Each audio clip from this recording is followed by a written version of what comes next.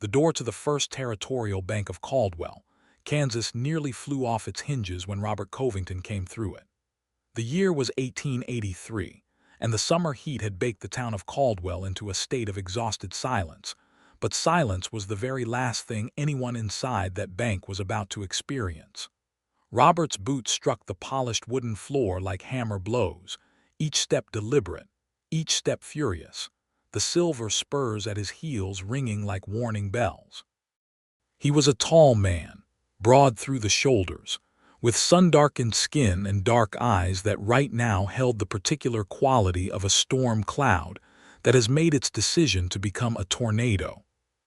He wore a gray shirt rolled to the elbows, and his jaw was set so hard that the muscle at the side of his face twitched visibly.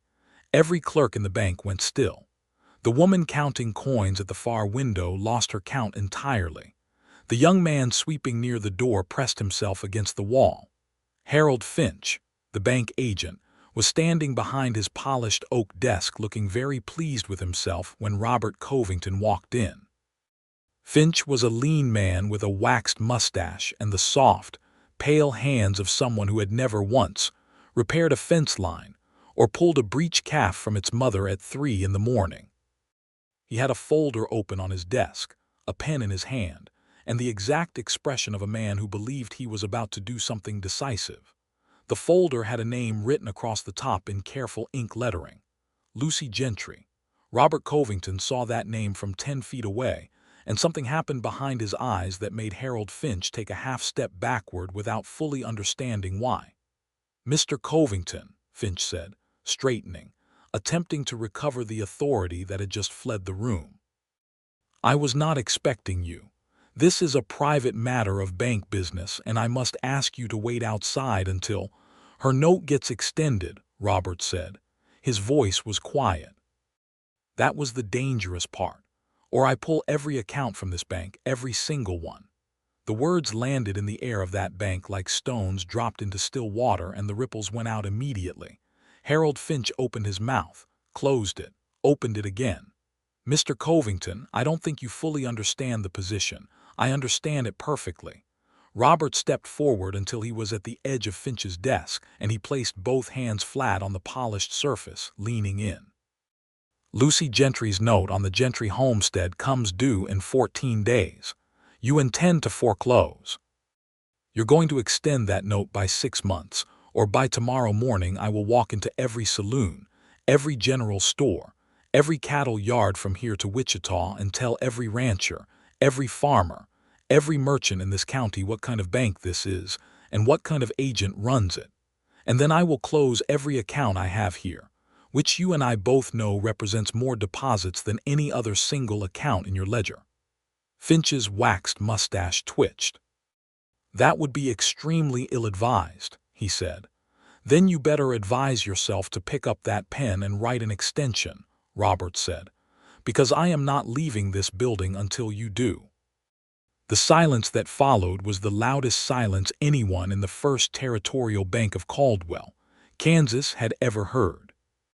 How Robert Covington, the most self-sufficient and relentlessly stubborn cattleman in the whole of Sumner County, had come to stand at that desk on that sweltering August afternoon, fighting for a woman's farm with everything he had in him, was a story that had its real beginning about 6 weeks earlier, on a Wednesday morning when the dust on the main road of Caldwell was still cool in the early light, and Robert Covington was doing what he did on most Wednesday mornings, which was minding his own considerable business.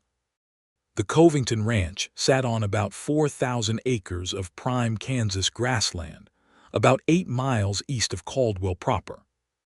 Robert had built it himself, or rather he had been part of building it, because he had inherited the bare land from his father at the age of 23 with nothing on it but some rough-cut fence posts and a promise.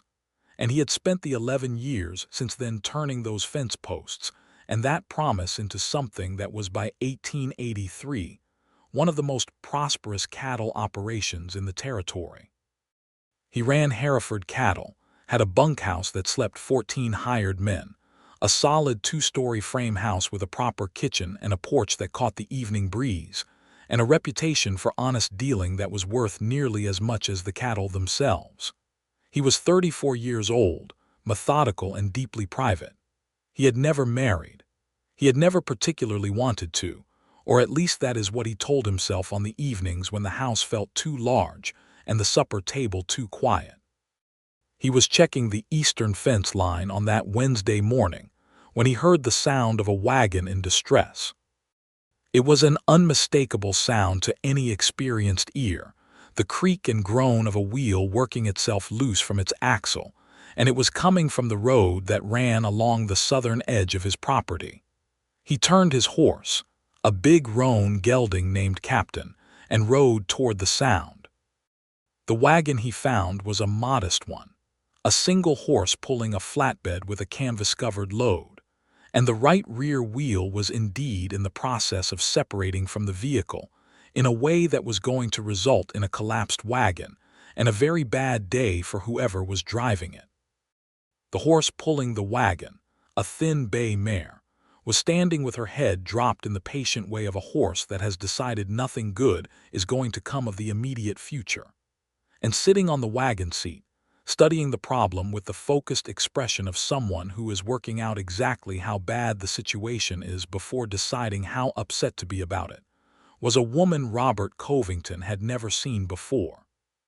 She was perhaps 27 or 28, with dark auburn hair pinned up under a wide-brimmed straw hat, and she had brown eyes that were currently calculating rather than panicking, which was itself an unusual quality. She wore a plain cotton dress the color of cornflowers, and her hands in her lap were not idle hands. They were the hands of someone accustomed to work, tanned and capable.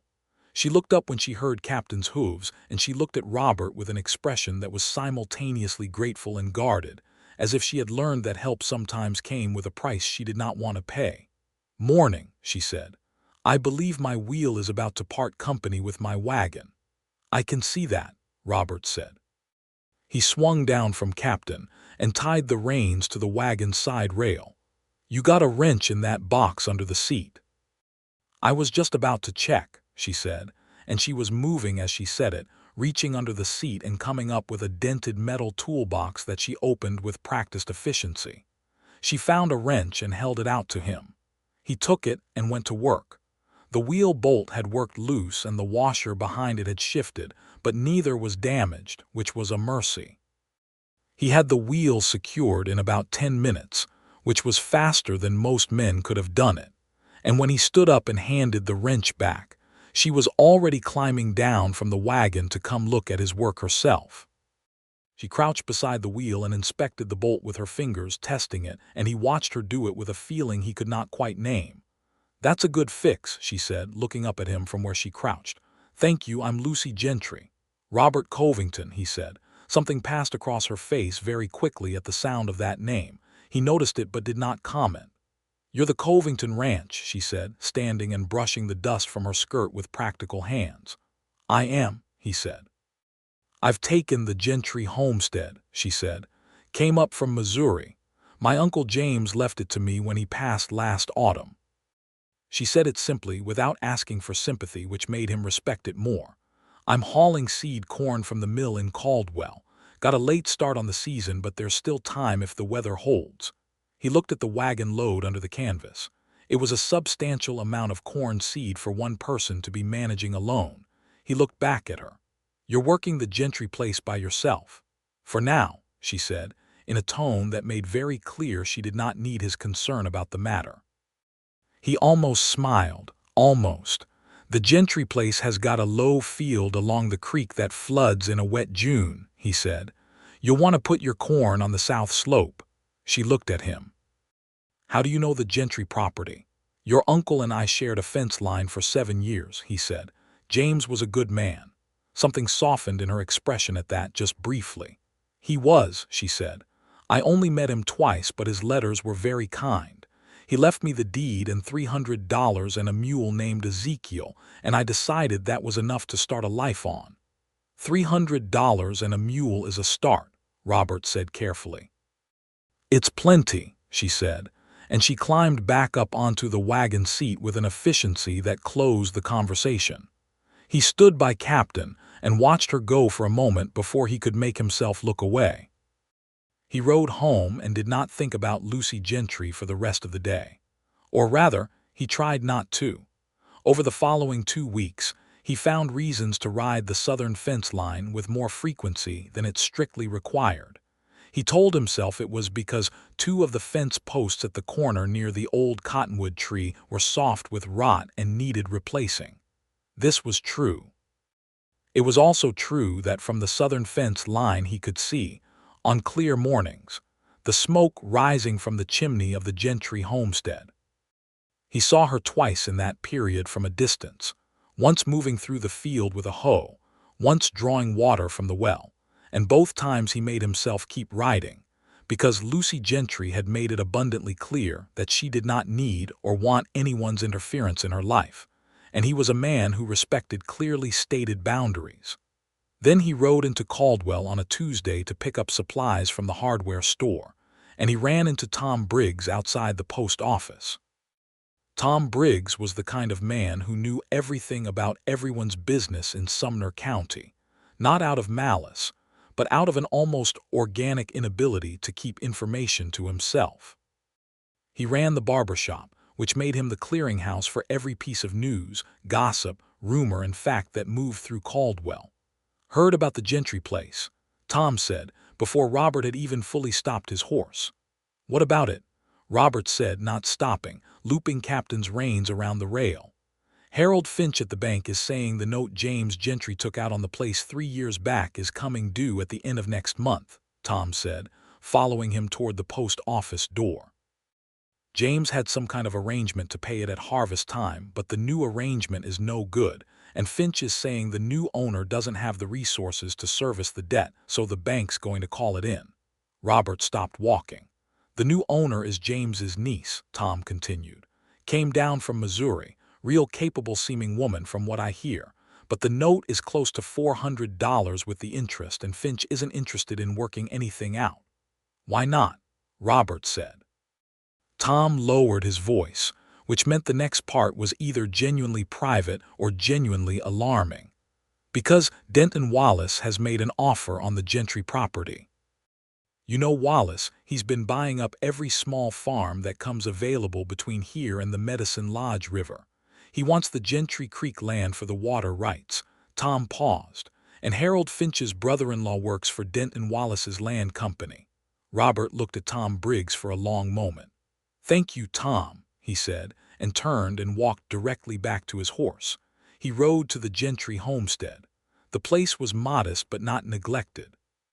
The house was a small frame structure with a new coat of whitewash that Lucy had clearly applied herself, judging by the brush marks, and the small flecks of white paint visible on the edge of the front porch boards.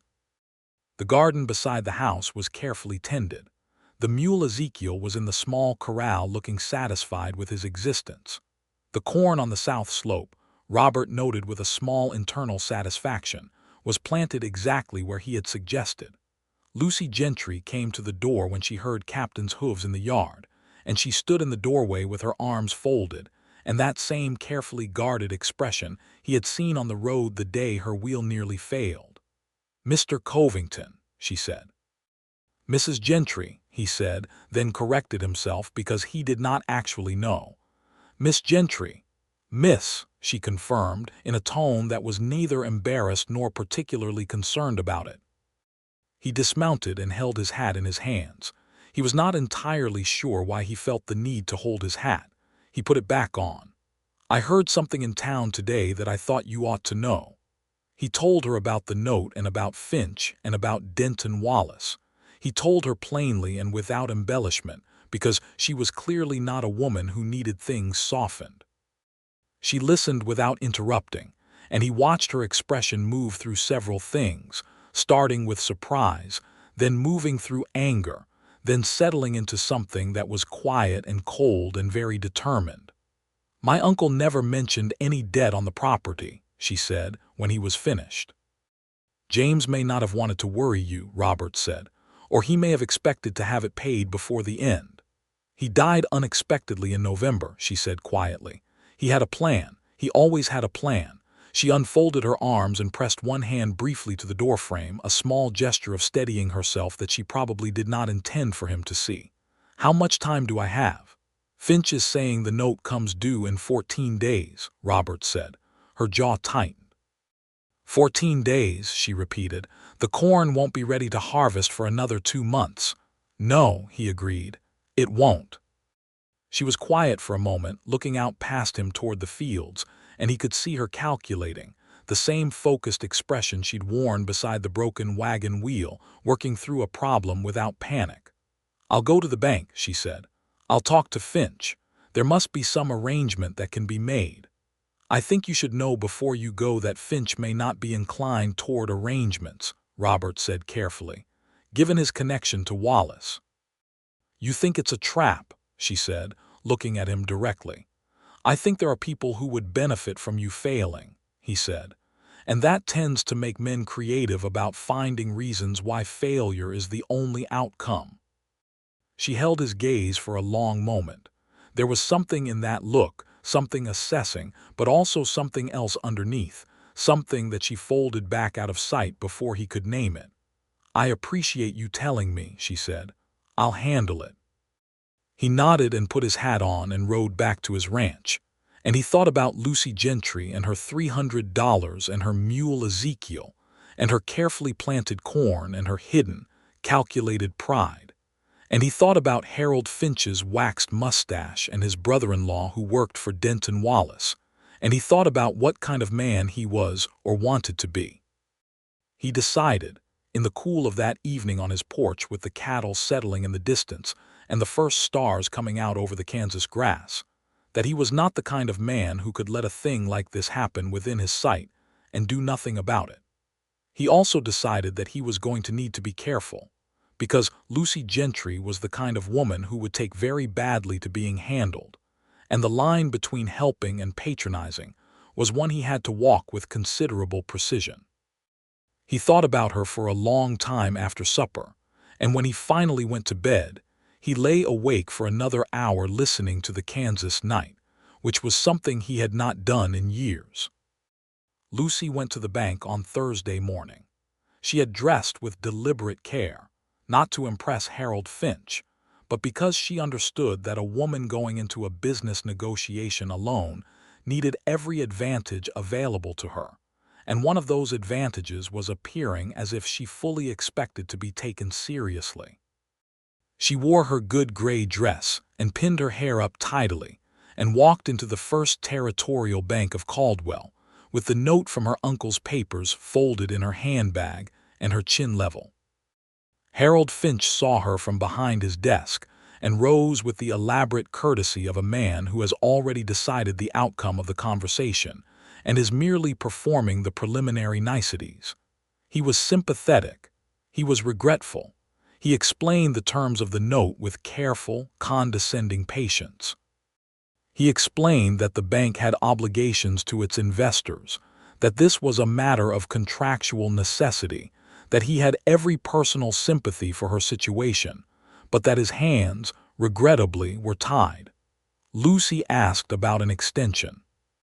Finch explained that extensions were not standard practice, that the bank's charter required certain performances of debt instruments, that he did not have the authority to simply alter the terms of existing loans. Lucy pointed out that she had speaking to a neighbor who had received an extension on his note just last spring. Finch's expression did not change, but something moved behind his eyes. "Every situation is evaluated on its individual merits," he said smoothly. "Then evaluate mine," Lucy said. "My corn is planted. My crop will be ready in approximately 8 to 10 weeks. I am asking for a 60-day extension, which would allow me to harvest and sell and service this debt in full."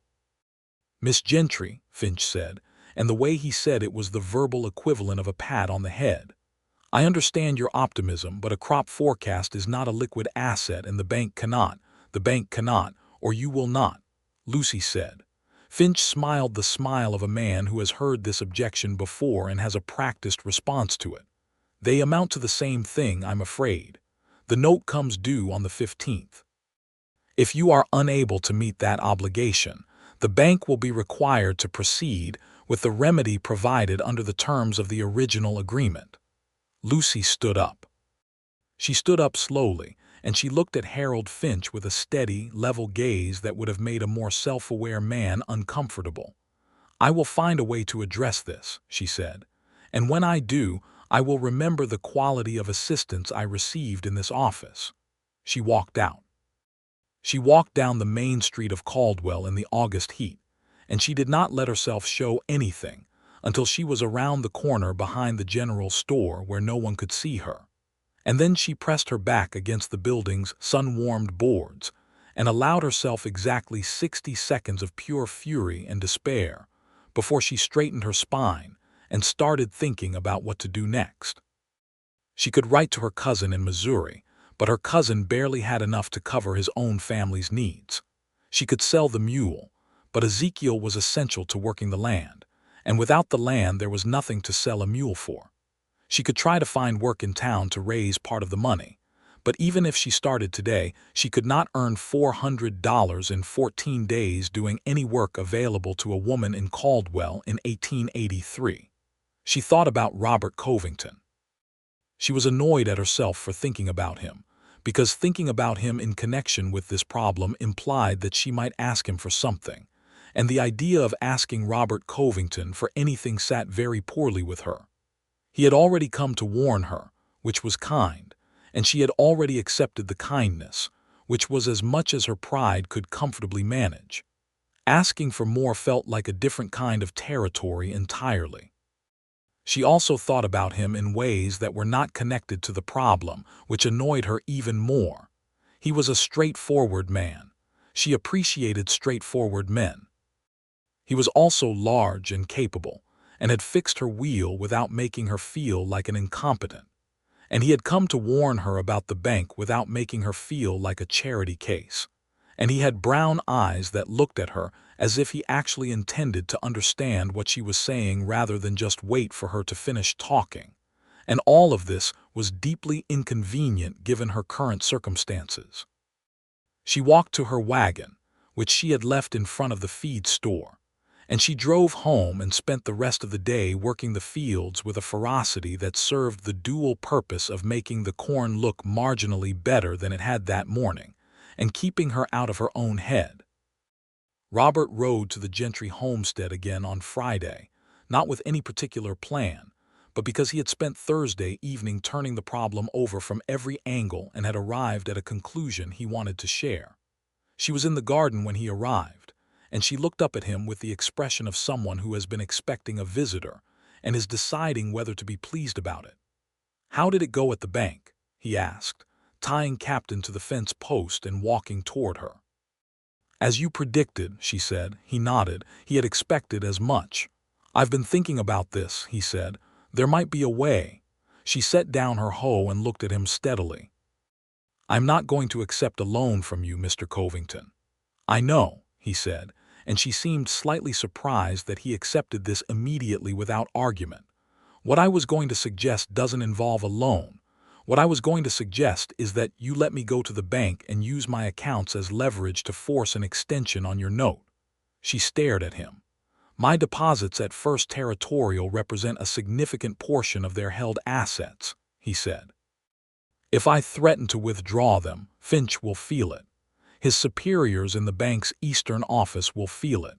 It gives him a reason to exercise the authority he claimed not to have." The expression on Lucy Gentry's face was extraordinarily complicated. He could see several things moving through it simultaneously: the immediate instinct to refuse, the practical recognition that this might actually work, and underneath both of those, something that might have been the particular pain of a person who has had to learn to be entirely self-sufficient, and is now being offered something that would cost her some of that self-sufficiency to accept. "Why would you do that?" she said. "You barely know me." He considered several answers to that question, and chose the most honest one, even though it was not the most comfortable. "Because your uncle was a good neighbor and a decent man, and he would have wanted someone to look out for this land," he said. "And because what Finch is doing to you is wrong, and I have the means to stop it, and I would have trouble living with myself if I chose not to use those means." She looked at him for a long time. "That's a practical answer," she said carefully. "Not a personal one." "It's both," he said, and held her gaze. The August air between them was very warm and very still. "You're not doing this out of pity," she said. It was not quite a question. "No," he said. "Pity is useless. I'm doing it because it's the right thing to do and because I can." He paused. "And because I find myself with a significant interest in how this particular situation resolves." She looked away first, down at the garden, and he could not tell what she was thinking. "If you do this," she said carefully, "and it works, I want it clearly understood that there is no debt between us. This is not something I owe you for." "Agreed," he said. "And I don't want your interference in how I run this property going forward," she said. "Also agreed," he said, and then, because something in him could not quite leave it alone, "though if you're willing to accept it as a free exchange of information between neighbors, I will tell you that the creek field drains better if you clear the willow roots from the north bank before you try to cultivate it." She looked at him again, and this time there was something in the corner of her expression that was very nearly a smile. "Noted," she said. "And I will tell you, as an equally free exchange of information, that your east pasture fence line has a soft post at the corner near the old cottonwood that is going to let your cattle through onto my property if you don't address it." "I know about the post," he said. "Then address it," she said. He smiled. He could not help it. She almost smiled back. Then she looked at the garden again and said, "When were you thinking of going to the bank?" "Monday morning," he said. "Give Finch the weekend to feel settled in his certainty. Men like that are more rattled when the disruption comes when they least expect it." "That's calculating of you," she said. "I'm a cattleman," he said. "The market teaches you to read timing." This time she did smile, small and contained and gone almost before it fully arrived, and Robert Covington felt something shift inside his chest in a way that was entirely new and not unwelcome and also slightly terrifying. He rode home and spent the weekend being extremely efficient and focused, and not thinking about Lucy Gentry's smile, which meant he thought about it constantly.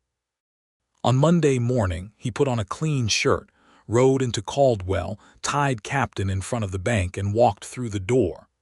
The confrontation that followed was exactly as he had promised it would be. Harold Finch was not a stupid man, regardless of his other deficiencies. He understood numbers, and he understood the numbers involved in losing Robert Covington's accounts, and he understood with the cold clarity of a man staring at a ledger that the mathematics were entirely against him. He also understood, though he found it galling, that Robert Covington was not bluffing. He could see it in the man's face, in the absolute stillness of him standing at the desk, in the fact that he had not raised his voice even once, which was somehow more frightening than shouting would have been.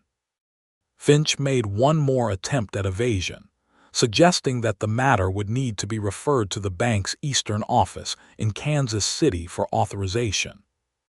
Robert said that was fine, and that in the meantime he would begin the process of transferring his accounts to the Second Bank of Wichita, just as a precaution, since clearly First Territorial was experiencing some uncertainty about its ability to serve its clients. Finch picked up his pen. The extension he wrote was for 6 months, not the 60 days Lucy had requested. Robert watched him write it and said nothing about the additional time, because more time was better than less. But he noted it and wondered whether Finch was trying to buy goodwill or whether something else was moving in that careful, calculating mind. He walked out of the bank with a signed extension document and rode directly to the Gentry homestead. Lucy was at the well when he arrived, drawing water into a wooden bucket with the focused efficiency she seemed to apply to everything she did.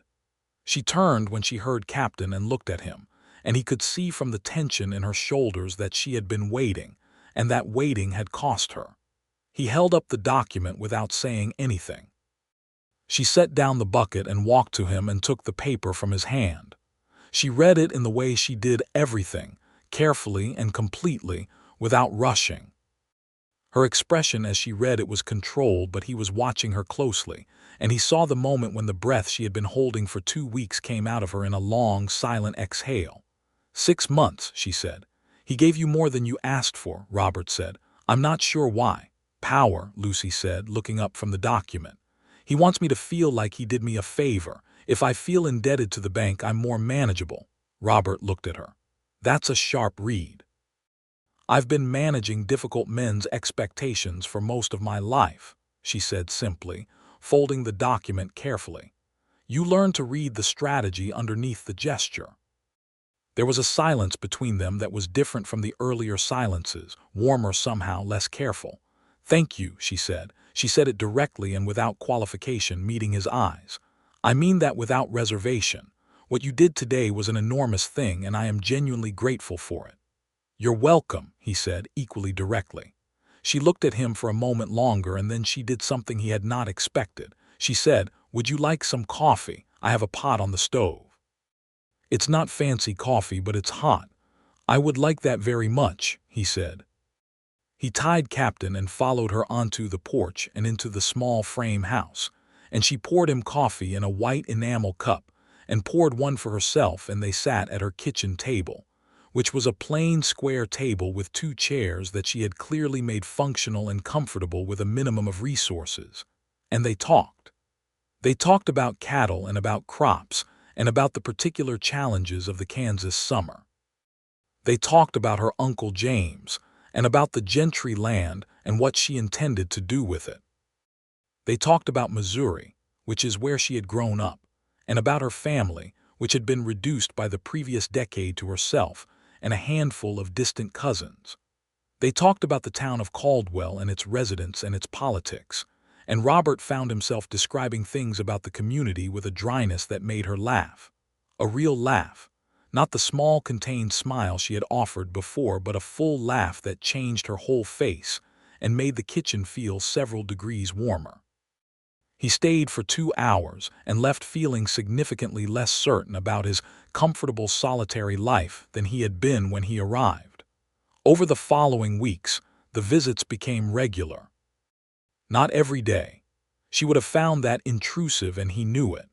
But twice a week, sometimes 3 times, he would find a reason to ride to the southern fence line, and sometimes she would be working near it, and they would talk across the fence about practical things. And sometimes the practical things turned into less practical things, and neither of them addressed the change directly, but both of them felt it.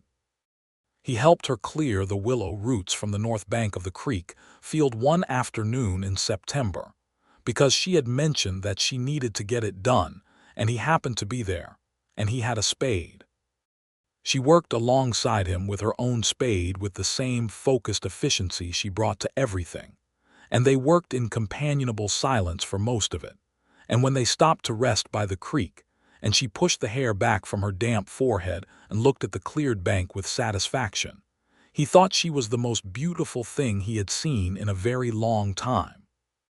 He said nothing about this, because she had not given him any indication that the feeling was mutual, and he was not in the habit of making declarations he was not sure of the landing of. But then one evening in late September, when he had stayed for supper at her kitchen table because she had made a stew that smelled extraordinary and had offered him a bowl with the directness that characterized everything she did, they were sitting on her front porch afterward in the cooling dark, and she said, without looking at him, "Robert." It was the first time she had used his given name. He looked at her. She was looking out at the field, where the corn was now well established and coming along beautifully in the September light, and her hands were in her lap, and she seemed to be working up to something. "I need to say something to you," she said, "and I need you to not make it into anything more than what it is, or less than what it is. Just hear what I'm actually saying." "All right," he said. "I am not a woman who finds it easy to trust people," she said. "I have had reasons for that." She paused. "My father was a man who made large promises and then did not keep them, and my mother spent her life accommodating the distance between what he promised and what he delivered, and I decided when I was quite young that I would rather be alone than spend my life in that particular kind of disappointment." He said nothing. He waited. "You came to warn me about the bank," she said. "You didn't have to. You came back with an idea. You acted on it and it worked. And since then you have been," she stopped, seemed to choose her words. "You have been consistently what you appeared to be. You have not been managing me. You have not been performing helpfulness in order to put me in your debt. You have just been present, in a way that doesn't make me feel smaller." She stopped again. "I find that I am not entirely unaffected by you," she said, and the careful understatement of it, the precise and controlled way she had of saying an enormous thing, made his chest feel very full. "I'm relieved to hear it," he said, and his voice was quieter than he intended. "Because I am significantly affected by you, Lucy, and I have been trying to respect the pace at which you're willing to acknowledge that, and it has required more patience than I naturally possess." She looked at him then, finally, turned her face from the field and looked at him directly in the fading evening light. "You're a patient man," she said. "I've noticed that." "Not generally," he said. "Specifically with you." Her expression did something he had not seen before. Not the controlled smile or the focused calculation, but something open, something genuinely moved. And he thought that seeing Lucy Gentry fully moved was the most extraordinary thing he had witnessed in his 34 years. He reached across the small space between their chairs and she let him take her hand, and they sat like that in the cooling Kansas dark for a long time, not saying very much at all, and it was the most content Robert Covington had been in as long as he could remember. Denton Wallace did not disappear from the situation simply because Harold Finch had signed the extension. He made himself evident about 2 weeks later when he rode to the Gentry homestead himself. Robert heard about this from Lucy the following day, told in her flat, factual way that conveyed exactly how unpleasant the encounter had been while refusing to dramatize it. Wallace was a heavy-set man in his mid-40s with a large mustache, and the easy confidence of someone who was accustomed to getting what he wanted through the simple application of money and influence. He had come to her front door and introduced himself as a businessman with a genuine interest in her property's well-being, and then he had made her an offer to purchase the homestead at what he described as a fair market price. Lucy had declined. Wallace had observed, with the particular kind of helpfulness that was really a threat wearing courtesy's clothes, that the land market in Kansas was uncertain, that small independent operations faced considerable challenges, that the bank could be difficult to work with, and that his offer was likely to be the best she would receive. Lucy had declined again. Wallace had left, and she had gone inside and locked the door and stood in her kitchen for about 5 minutes being very angry before she went back to work. "He'll come back," Robert said. "I know," Lucy said. "He has legal tools he could use," Robert said. "He might try to establish some kind of competing claim to the water rights on the creek. It's been done before in this county." "Can he do that?" she said. "With the right lawyer and a cooperative judge, yes," Robert said. "Kansas water law is complex, and there are men in this territory who use that complexity the way a card sharp uses a marked deck." Her jaw tightened. "What do I do?" "You get your own lawyer," Robert said. "There's a man in Caldwell named Ellison, Marcus Ellison, who is honest and knows water law as well as anyone in the county. You go see him this week, and you have him look over your deed and your water rights documentation and make sure everything is airtight." She looked at him. "Is this more free information from a neighbor?" "It is," he said. "And if Ellison determines that your documentation is sound, Wallace has no legal angle to pursue. He may try extra-legal pressure after that," but he stopped. "But," she said. "But I have some standing in this county," he said, with the measured understatement of a man who owns 4,000 acres and has been dealing honestly with his neighbors for 11 years. "And people who know that I have an interest in how a situation develops tend to be more cautious about how they pursue it." She looked at him for a long moment. "You're telling me that your reputation is protection." "It's a factor," he said. "You're willing to let it be a factor in my situation," she said. "I already am," he said simply. "That's not new." She held his gaze and then she said, "Robert, I have to ask you something directly." "Ask," he said. "Is there a point in the future that you're working toward here, not with the land, with me?" The directness of it hit him like a physical thing, and he appreciated it because it was entirely characteristic of her, and because it demanded the same directness in return. "Yes," he said. "Then tell me what that point is," she said. "Because I don't navigate well when I'm uncertain about the destination, and I need to know where you think this is going." He looked at her in the afternoon light of her front porch, this woman with the auburn hair and the brown eyes and the capability and the pride and the carefully guarded heart, and he said, "I would like to court you, formally and without any hidden motive or pretense. I would like to do that with the intention of asking you, when you're ready, and when it makes sense to both of us, to marry me. And I want you to know that the land, the bank, Wallace, all of it, my involvement in those things comes from the same place as the rest of it, from caring about what happens to you, not from some strategy to put you in my debt or make you feel you have to accept something." She was quiet. "I know that's forward," he said. "No," she said slowly. "It's honest. I asked for honesty and you gave it to me." She looked out at the field. "I'm not going to answer you right now because I think it would be a dishonest answer if I gave it immediately, one way or another. I need time to sit with it." "I know," he said. "Take all the time you need." "You said that very easily," she observed. "I told you," he said. "You specifically. I have more patience with you than with anything else in my life." Marcus Ellison, the lawyer, turned out to be everything Robert said he was. He reviewed Lucy's documentation and found her water rights clear and her deed airtight. The original grant from the Federal Land Office was explicit and well recorded, and he drafted a letter to Wallace's land company informing them of the solidity of her legal position. This did not make Wallace abandon his interest entirely, but it made him redirect his efforts into channels that were less immediately threatening.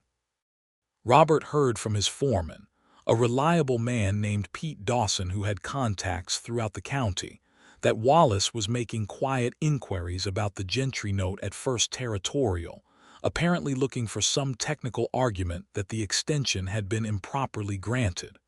Robert went back to the bank. This visit was different from the first one. This time he came not with fury but with information, and he sat across from Harold Finch and said, in a voice that was almost conversational, that he had heard Wallace was making inquiries about the Gentry note, and that he hoped Finch understood the gravity of cooperating with any such inquiry, because if Robert were to learn that the bank had found a way to reverse the extension through any technical argument that was connected to Wallace's interests, he would not merely withdraw his accounts from First Territorial. He would bring a complaint to the state banking commissioner in Topeka about the relationship between the bank's agent and Denton Wallace's land company. Harold Finch turned the color of old cream. "That would be an extremely serious accusation," Finch said. "It would be an accurate one," Robert said, "and I believe you understand that I do not make statements I cannot support." Finch understood this clearly. The Gentry extension remained in force. October came to Kansas in a blaze of color that Robert had always loved, the prairie grass going golden and the sky a deep hard blue, the air carrying that particular cold edge that meant winter was thinking about arriving. He had always found October clarifying, the season of bringing things in before the cold, of knowing what you had and what you still needed to do. He knew what he had. He was less certain about what was still needed, because that depended on Lucy. She made him wait 3 weeks after his declaration, which was both longer and shorter than he expected, and during those 3 weeks they continued their twice-weekly meetings and their conversations and the easy, comfortable rhythm that had developed between them, and he did not press and she did not avoid, and they both simply lived inside the uncertainty of it with a care that was its own kind of intimacy. She came to him. She rode Ezekiel the mule to his front gate on a Thursday morning in October, which was not one of their usual days, and he saw her from the porch where he was drinking his morning coffee, and he set the cup down and went to the gate. And she was sitting on the mule with the reins in her hands and her hair loose under her hat because she had ridden fast and it had come half undone, and she looked at him with an expression that was open in a way he had never seen it. The calculation gone, just her face. Just what she felt. "I thought about what you said," she told him. "I thought you probably had," he said. "I've been fighting myself about it," she said. "Because the part of me that learned early that men are unreliable wants to find the hidden motive, the trap underneath the kindness, the thing you want from me that explains all of this. And I have looked for it very carefully, Robert, because that is who I am. I look for the trap." "Did you find one?" he said. "No," she said. "And that is more frightening than finding one would have been, because if I can't find it, then I have to actually believe that you are what you appear to be, and believing that requires a kind of faith that I am not accustomed to." "I know," he said. But I think she stopped, and he saw her gather herself the way he had seen her gather herself a dozen times, the straightening of the spine, the lifting of the chin, the deliberate step into the unknown. "I think I am willing to try to have that faith, with you." He opened the gate. She climbed down from Ezekiel, and he took the mule's reins and tied them to the post, and when he turned back she was right there, closer than she usually stood, and he looked at her and she looked at him, and he said, "I am going to do everything in my power not to give you cause to regret it." "I know," she said softly. "That's why I'm here." He took her hand and they walked toward the porch together, and it was a simple thing, an entirely ordinary thing. A man and a woman walking toward a house on a Thursday morning in October, but it felt to both of them like the beginning of something vast and permanent. The courtship that followed was conducted with the same quality that characterized both of them, practical on the surface and deeply felt underneath. He came for Sunday supper every week, and she came to the Covington ranch on Saturday mornings to learn the layout of the operation, which she had asked to do with the frank explanation that if their futures were going to be connected, she intended to understand what she was connecting to. He showed her everything, the cattle operation and the bunkhouse and the accounts and the fence line negotiations and the relationship with the buyers in Wichita, and she asked intelligent questions and remembered every answer, and he watched her absorbing it all with a feeling that was half admiration and half something that ran much deeper. She was not overwhelmed by his operation. She was interested in it. There was a significant difference. He told her about his own past, the dark parts of it, the years when the ranch was failing and he had not been sure he could hold it, the debts he had carried, the winter when he had lost nearly a third of his herd to disease and had sat in this very kitchen and done the math and not seen how it came out right and had gotten up and worked anyway because there was nothing else to do.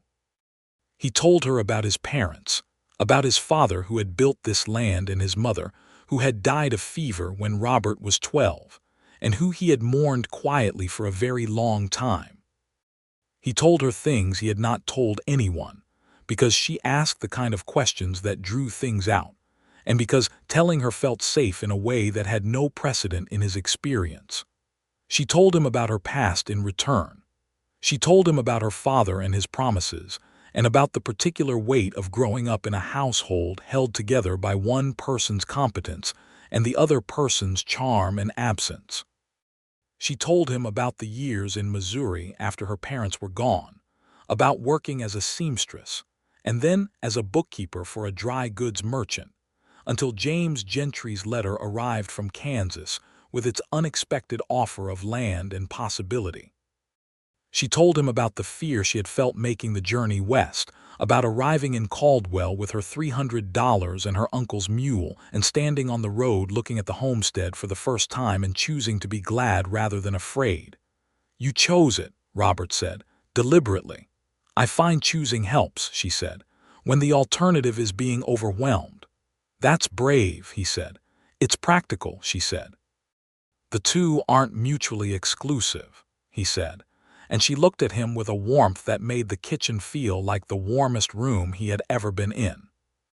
He proposed to her in November, formally and properly, on a Sunday evening after supper on her front porch with the early stars coming out over the Kansas grass and the corn long since harvested and sold, the debt paid in full, the homestead clear and unencumbered and entirely hers. He had not planned a speech.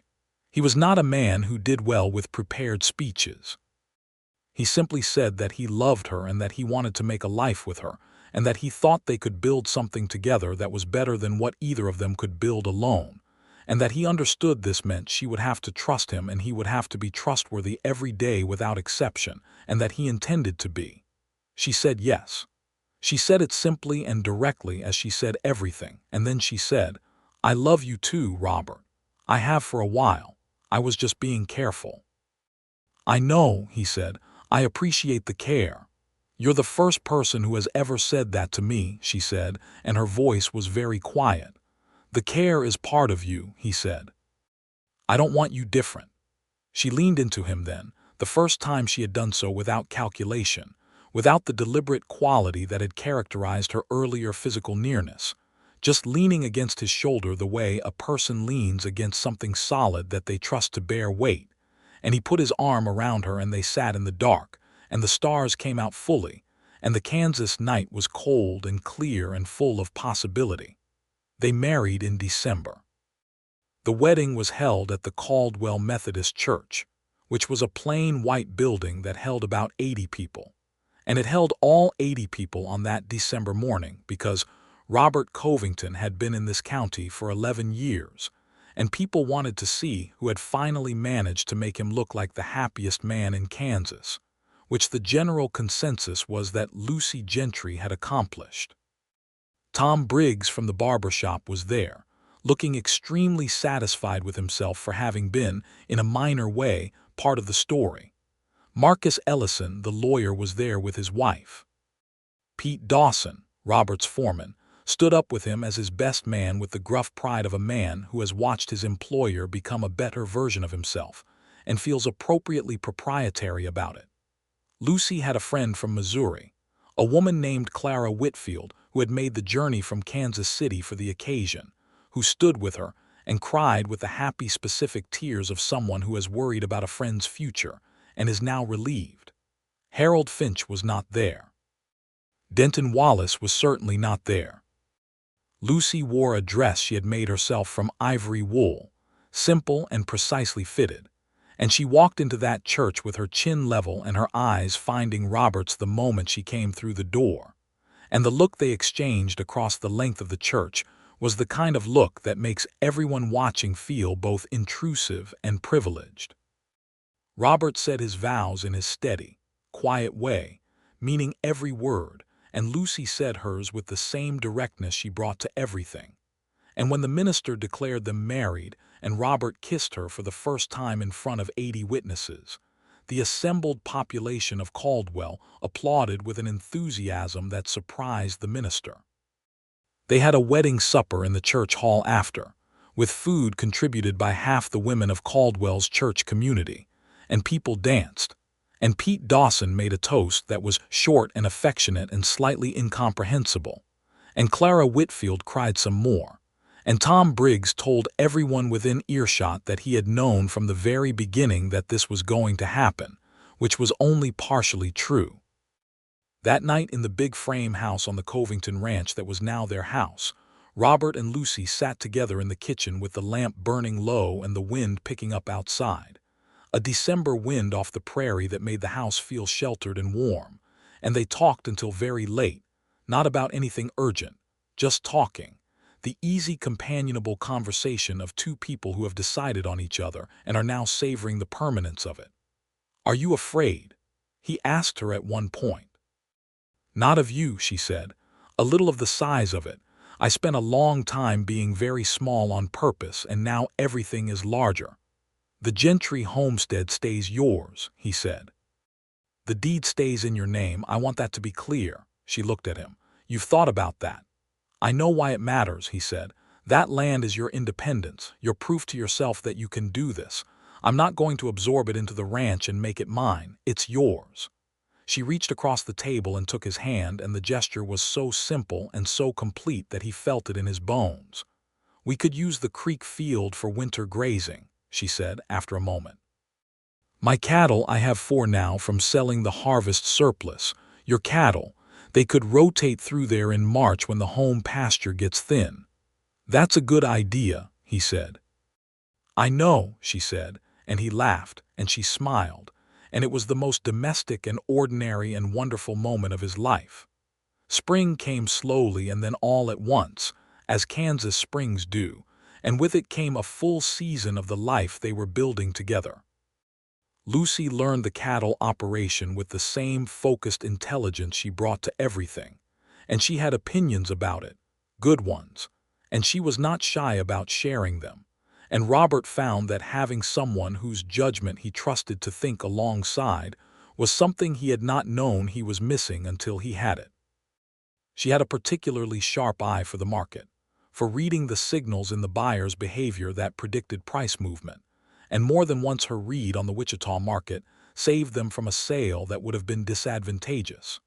She kept the Gentry homestead in her name and maintained the fields herself, with help from Robert on the bigger tasks, and from two of the ranch hands who she paid fairly from her own accounts, because she was meticulously careful about the accounting.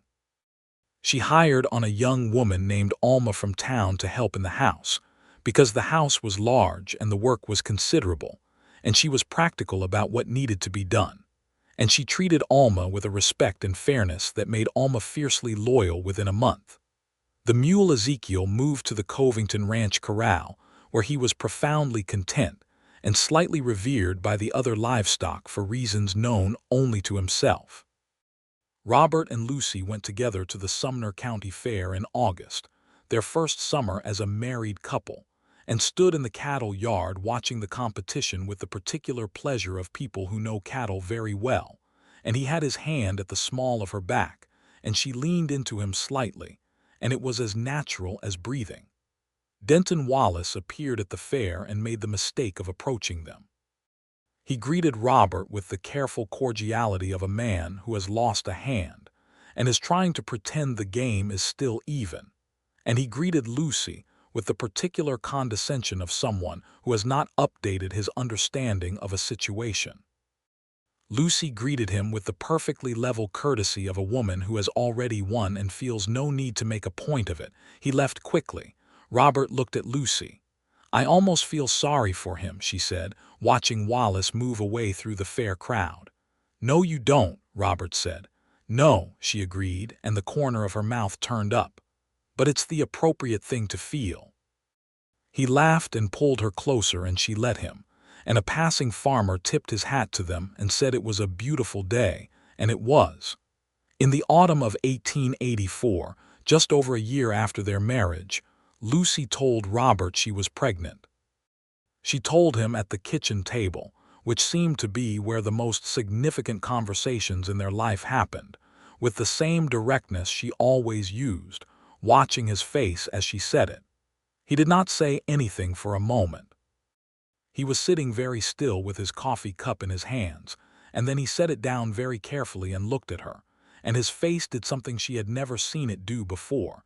It opened completely, every piece of the careful reserve he carried, all of it gone, just Robert, just what he felt, which was a joy so large it seemed to take up the whole room. "Lucy," he said, and his voice was not steady. "March," she said. "Dr. Coleman thinks March." He was around the table and had her in his arms before she had fully finished the sentence, and she let herself be held, laughing a little, her face against his shoulder, and she thought about the woman she had been 2 years ago on a Missouri road deciding to drive west with $300 and a mule, and she thought that she could not have imagined this specific warmth and safety and rightness, and she was glad she had come west. Glad she had faced down Harold Finch and Denton Wallace and her own considerable fear. Glad she had taken the hand of a stubborn cattleman who fixed fence posts and kept his word and loved her without condition. The winter was quiet and full, the kind of winter that is good preparation for the spring. Harold Finch, it was eventually discovered, did lose his position at the bank. The relationship between his brother-in-law and Wallace's land company came to light during a broader investigation by the state banking commissioner in Topeka, an investigation that Robert had quietly encouraged by passing his information to a commissioner he knew through a cattle industry association. Finch was removed from his position, and replaced by a man named Howard Carver, who was notably more interested in serving his depositors than in serving outside land interests. Robert made sure to congratulate Howard Carver publicly and make the point that good banking practices were good for the whole community, which was both true and a message to anyone watching about what kind of institutions would thrive with his patronage. Denton Wallace did not entirely disappear from the region, but he found his ability to acquire small farm properties significantly impaired as word spread about his methods, and as Marcus Ellison quietly made himself the attorney of record for several other small homesteaders who had been approached with Wallace's particular brand of helpful pressure. Wallace eventually redirected his operations eastward toward a county where his reputation had not yet arrived, and the creek land remained Lucy's. March brought a late snow and then a thaw, and then, on the 14th of the month, the birth of their son. They named him James Robert Covington, James for Lucy's uncle who had given her the land and the start, Robert for his father whose name required no explanation, and they called him James in daily life, and he arrived in the world with a full head of dark hair and his father's steady brown eyes, and his mother's air of having already decided that the world was a manageable proposition. Robert sat beside Lucy in the bedroom while Dr. Coleman finished his work, holding their son against his chest with the careful reverence of a man who has spent his life managing large animals and understands without being told that this is a different and more important kind of responsibility, and Lucy lay against the pillows watching them with a tiredness and a happiness that were equally enormous. "He looks like you," she said. "He has your expression," Robert said. "He's already figuring things out," she smiled. "He's 3 minutes old." "The sooner the better," Robert said.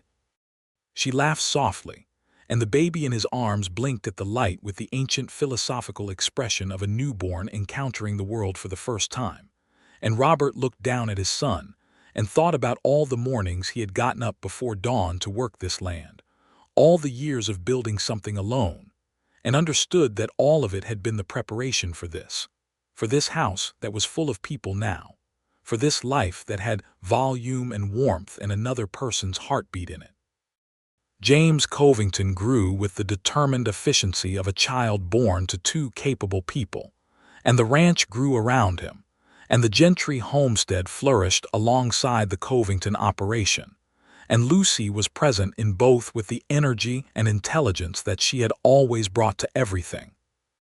She and Alma, the young woman she had hired for the house, developed a friendship that was one of the genuine delights of Lucy's daily life, and Alma eventually met and married Pete Dawson's nephew, a young man named Will who worked on the ranch, which meant that their social and professional lives were happily entangled in the way of small communities where good people find each other. Tom Briggs at the barber shop continued to be the clearinghouse for all news in Caldwell, and he continued to take some personal credit for Robert and Lucy's marriage on the grounds that it was his information about the banknote that had sent Robert to warn Lucy in the first place, which was technically true, and which Tom felt justified in mentioning at regular intervals. Robert bore this cheerfully, because Tom was not wrong, and because by now the story had become a community story. The stubborn cattleman who walked into a bank and demanded an extension on a woman's note, and people told it with the particular pleasure that attaches to stories that come out right. Lucy found out that the story was being told around town about 2 years after their marriage, and she had a complicated reaction to it that Robert observed with care. "They're telling it like you rescued me," she said, not angry exactly but precise about it. "I know," he said, "that's not what happened." "No," she said, "what happened is that you gave me a tool and I knew how to use it." "I'll clarify that version whenever I hear it," he said. "Do," she said. "And tell them the part about the water rights, because that was entirely Marcus Ellison and me, and I want that on the record."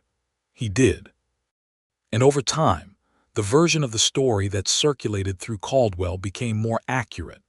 The woman who held her own against the bank and the land speculator, with the help of a lawyer and a cattleman who happened to love her, and the cattleman who loved her enough to use every tool he had on her behalf without trying to own the outcome, and the two of them together who built something out of a broken wheel and a shared fence line, and a willingness to be honest with each other. Their second child arrived in 1886, a daughter they named Eleanor Frances Covington, after Robert's mother whose name was Eleanor, and after Lucy's own middle name, Frances, which she had never used because she felt it sounded impractical but which she decided was exactly right for a daughter. Eleanor arrived in July with red hair that was absolutely her mother's and a temper to match, and from her very first weeks she had opinions about everything and communicated them with great clarity. James, age 2, was fascinated by his sister with the intense and slightly suspicious curiosity of a small person encountering a complicated new development in his household.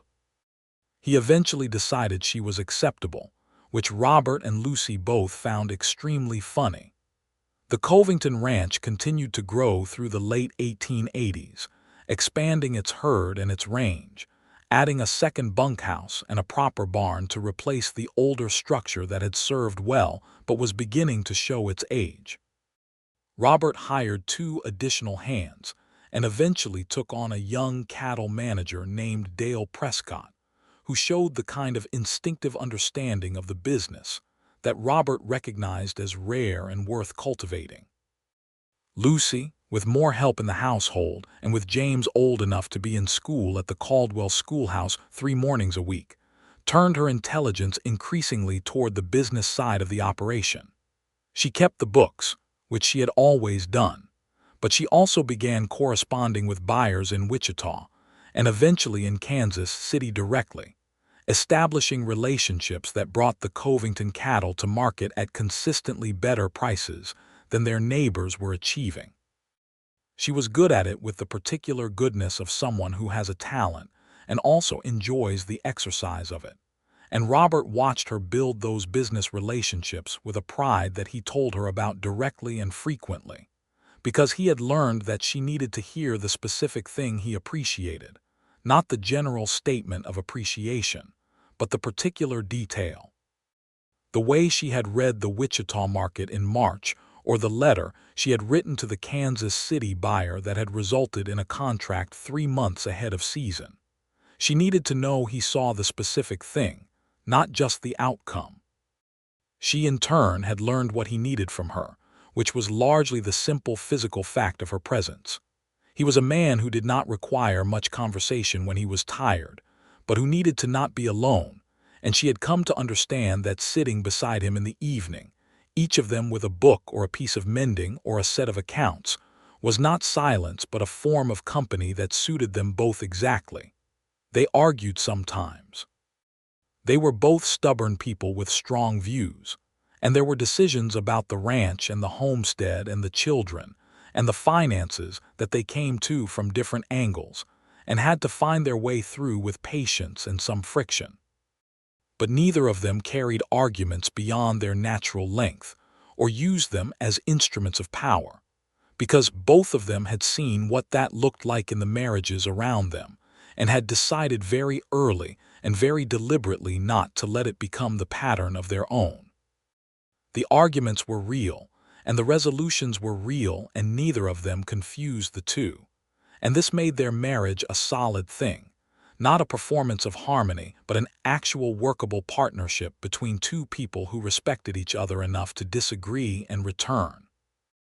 In the spring of 1888, Marcus Ellison stopped Robert on the street in Caldwell and told him that Denton Wallace had filed some kind of legal motion in a neighboring county that might have implications for water rights on the Medicine Lodge River tributaries. Robert went home and told Lucy. She listened, and then she said, "Let me read the motion." He got her a copy through Ellison. She read it over 2 evenings carefully, making notes in the margins in her small, precise handwriting. "This is not aimed at us directly," she said.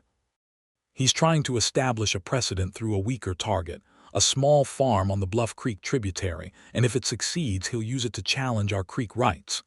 "Can he do it?" Robert asked. "Not if Marcus files a proper opposition brief establishing prior appropriation," Lucy said, and not if the affected farms on the Bluff Creek tributary are represented, which they currently are not. Then let's see that they are, Robert said. I've already written to 3 of them, Lucy said. He looked at her. I sent the letters this morning, she said calmly. He leaned across the table and kissed her, and she received this with the slightly pleased, slightly amused expression she wore when he did something impulsive, which she privately loved and had never told him. The Wallace motion failed. Ellison filed a well-constructed opposition brief.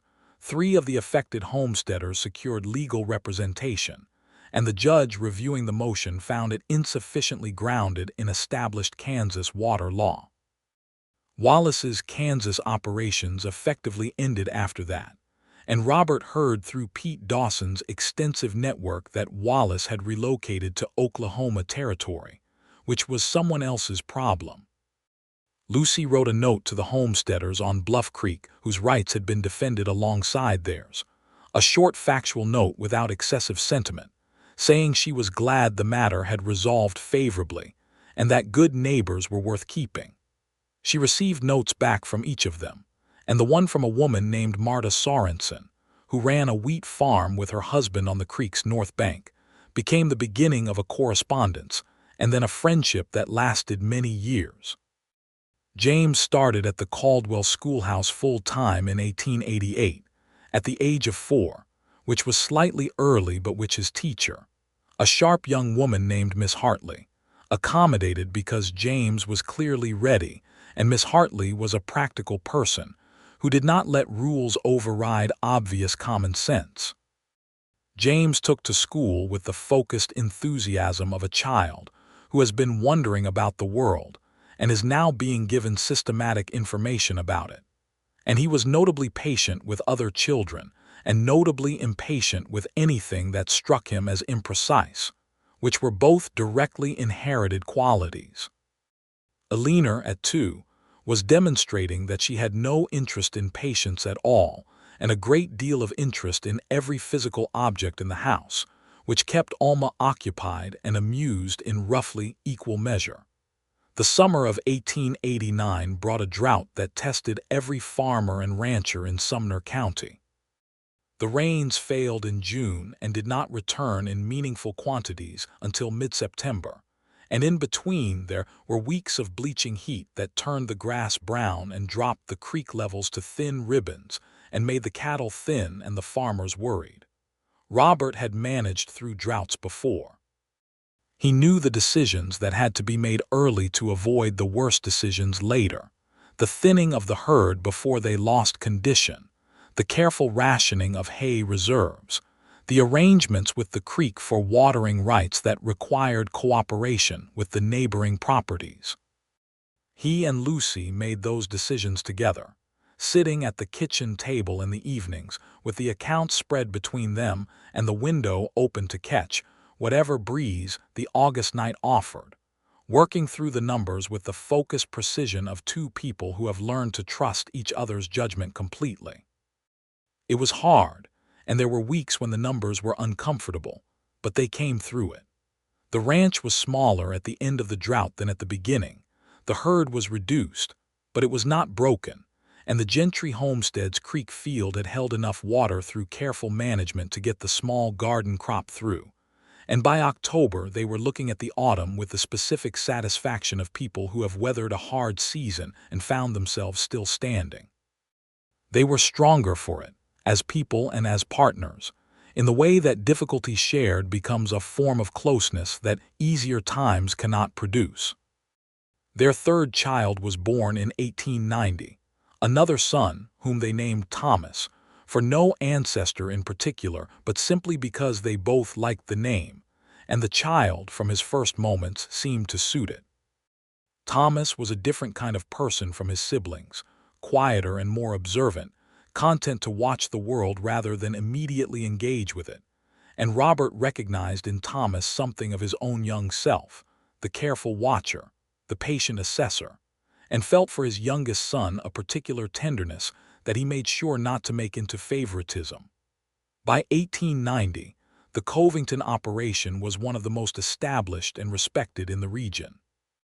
Robert had served 2 terms on the county land board, where he worked with a directness and an absence of self-dealing that made him effective and occasionally unpopular in the way that honesty sometimes is.